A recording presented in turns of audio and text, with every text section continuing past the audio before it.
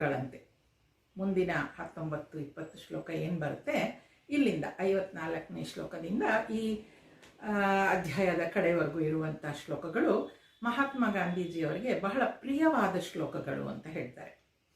ಅವರು ಈ ಸ್ವಾತಂತ್ರ್ಯ ಹೋರಾಟದಲ್ಲಿ ಅಷ್ಟೊಂದು ಬ್ಯುಸಿಯಾಗಿದ್ದವರು, ಅಷ್ಟೊಂದು ಕೆಲಸಗಳನ್ನ ಮಾಡ್ತಾ ಇದ್ದಾಗಲೂ ಕೂಡ ಅವರು ಈ ಶ್ಲೋಕಗಳನ್ನು ಅವರ ಅಸಿಸ್ಟೆಂಟ್ ಹೇಳ್ತಿದ್ರಂತೆ, ನೀನು ಈ ಶ್ಲೋಕವನ್ನು ಬರೆದು ಕನ್ನಡಿ ಮೇಲೆ ಅಂಟಿಸ್ಬಿಡು, ನಾನು ಹಲ್ಲುಜ್ಜುವಾಗ ಅದನ್ನು ಬಾಯ್ಪಾಠ ಮಾಡ್ತೀನಿ ಅಂತ.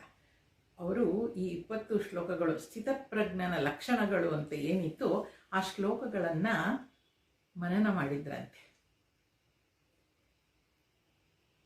ಇನ್ನೊಂದೆರಡು ಕಡೆ ನೀವು ಅವರ ಜೀವನದ ಆತ್ಮಕಥೆ, ನನ್ನ ಸತ್ಯಾನ್ವೇಷಣೆ ಅಂತ ಪುಸ್ತಕ ನೀವೇನಾದರೂ ಓದಿದ್ದೇ ಆಗಿದ್ರೆ ಅದರಲ್ಲಿ ಅವರು ಸುಂದರವಾಗಿ ಬರ್ಕೊಂಡಿದ್ದಾರೆ ಈ ಪುಸ್ತಕ.